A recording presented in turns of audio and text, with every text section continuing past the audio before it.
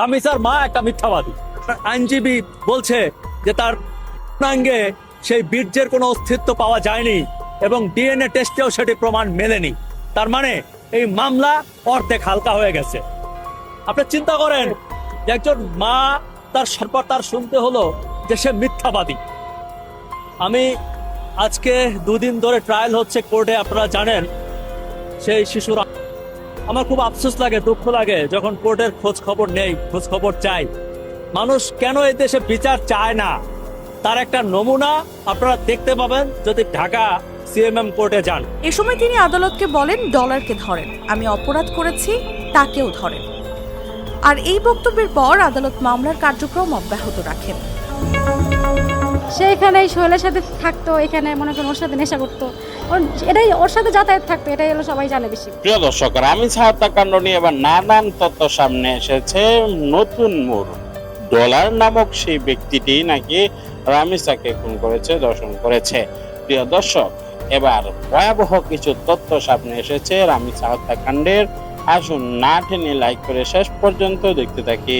তামিসার মা একটা মিথ্যাবাদী। আইনজীবী বলছে যে তার পূর্ণাঙ্গে সেই বীর্যের কোনো অস্তিত্ব পাওয়া যায়নি এবং ডিএনএ টেস্টেও সেটি প্রমাণ মেলেনি। তার মানে এই মামলা অর্ধেক হালকা হয়ে গেছে। আপনি চিন্তা করেন যে একজন মা তার শুনতে হলো যে সে মিথ্যাবাদী। আমি আজকে দুদিন ধরে ট্রায়াল হচ্ছে কোর্টে, আপনারা জানেন। সেই শিশুর আমার খুব আফসোস লাগে, দুঃখ লাগে যখন কোর্টের খোঁজ খবর নেই, খোঁজ খবর চাই। মানুষ কেন এই দেশে বিচার চায় না তার একটা নমুনা আপনারা দেখতে পাবেন যদি ঢাকা সিএমএম কোর্টে যান। যে সেখানে কি হচ্ছে, একজন মা তার সন্তানের স্যান্ডেল পরে আছে, সামনে দরজায় নক করছে, বলছে দরজাটা একটু খোলো, আমার মেয়েকে পাচ্ছি না। সে দরজা খোলে না। দরজা খোলার পরে দেখলো যে তার মেয়ের নিথর দেহ পড়ে আছে, হাত একটা ছুটে আছে, মাথাটা খুঁজে পাওয়া যাচ্ছে না। মাথাটা খুঁজে পেল মা গিয়া বাথরুমে বালতির মধ্যে। মা সাথে সাথে অজ্ঞান হয়ে গেল।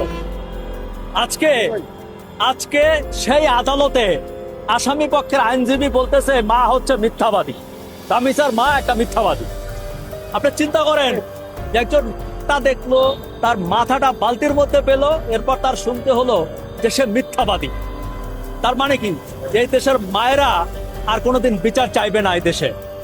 কারণ একজন মা, একজন বাবা, তারা তো সবচাইতে বেশি ভুক্তভোগী, তারা সবচেয়ে বেশি কষ্ট পেয়েছে। তাদের নারী ছেঁড়া ধন, তাদের জীবন ধ্বংস হয়ে গেছে।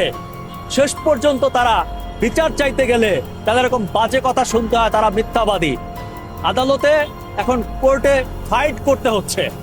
আমি যতদূর এখন পর্যন্ত তথ্য পেয়েছি তাতে দেখতে পাচ্ছি যে এই বিচার আদৌ হয় কিনা আমার সন্দেহ আছে।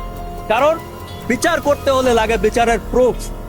এই শিশু বাচ্চাটিকে দেখেন, তার আইনজীবী বলছে যে তার সঙ্গে সেই বীর্যের কোনো অস্তিত্ব পাওয়া যায়নি এবং ডিএনএ টেস্টেও সেটি প্রমাণ মেলেনি। তার মানে এই মামলা অর্ধেক হালকা হয়ে গেছে। এই মামলা 50% হালকা হয়ে গেছে এবং যে সকল তথ্য প্রমাণ দিতে হয়, এটা দিয়ে আমার মনে হয় না যে রামিসার পরিবার কিংবা আমরা সঠিক বিচার পাবো। আমাদের এইভাবেই ভুগতে ভুগতে এক সময় এই কেস ভ্যানিশ হয়ে যাবে। কারণ যুক্তি, প্রমাণ, তর্ক যেদিকে আগাচ্ছে তাতে আমি লক্ষণ খুব কম দেখতে পাচ্ছি। দেখেন, এই দেশে আসলে এই মারা যাওয়াটা কিংবা এরকম বিচারহীনতা দুর্ভাগ্য না, দুর্ভাগ্য হচ্ছে একটা শিশু, বিশেষ করে একটা কন্যা শিশুর বাংলাদেশে জন্ম নেওয়াটা হচ্ছে অপরাধ। বাংলাদেশে একটা সে এখানে সোহেলের সাথে থাকতো, এখানে মনে করেন ওর সাথে নেশা করতো, এটাই ওর সাথে যাতায়াত থাকতো, এটাই হলো সবাই জানে বেশি। আসসালামু আলাইকুম। আমরা রামিসা হত্যাকাণ্ডে একটি নতুন করে নাম জানতে পেরেছি, যেটি হচ্ছে ডলার। আপনি তো এই এলাকাবাসী, তো এই ডলার নামটি আসলে শুনেছেন কিনা বা তাকে দেখেছেন কিনা এলাকায়? যে আমরা দেখেছি উনি এখানে থাকে, স্থানীয়, মানে সবাই বলে স্থানীয়, কেউ বলে বাড়িওয়ালা, কেউ বলে রিক্সা চালায়। এখন এটা আসলে আমরা বুঝতে পারছি না আসলে কি সে এখানে স্থানীয় নাকি ভাড়া থাকে, এটা সবাই বলতেছে আর কি, এক একজন এক এক রকম কথা বলতেছে। আপনি ডলার কি আসলে কতটুকু চেনেন? তাকে কি স্থানীয় মনে হয় নাকি বাড়িওয়ালা? সে এখানে সোহেলের সাথে থাকতো, এখানে মনে করেন ওর সাথে নেশা করতো, এটাই ওর সাথে যাতায়াত থাকতো, এটাই হলো সবাই জানে বেশি। সোহেলের সাথে সবসময় চলাচল করতো? হ্যাঁ, ওনার বাসায় যা নেশা করতো, একসাথে থাকতো। হ্যাঁ, মানে দুজনের সম্পর্কটা কি বন্ধুর মতো? হ্যাঁ, বন্ধুর মতনই। এমনিতে ডলারকে আপনি এই এলাকাতে আছেন আপনি কত বছর যাবত এবং ডলারকে আপনি দেখছেন কত বছর যাবত?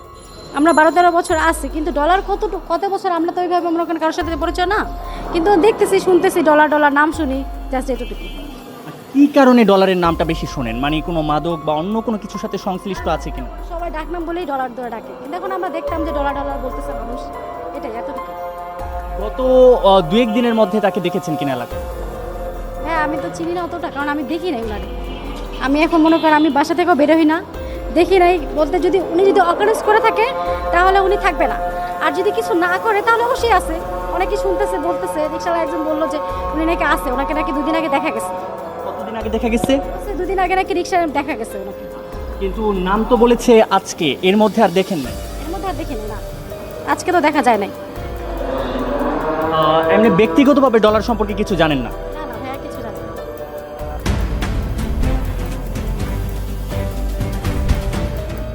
একটা অন্ধকার সেলের গায়ে যখন দেয়ালগুলো চেপে ধরে মানুষটাকে শ্বাসরোধ করতে আসে, তখন সে বেছে নেয় মৃত্যুকে। কিন্তু প্রশ্ন হলো, সে মৃত্যু কি তার নিজের কৃতকর্মের একান্ত অনুশোচনা, নাকি এক জঘন্য ষড়যন্ত্রের সূত্রপাত?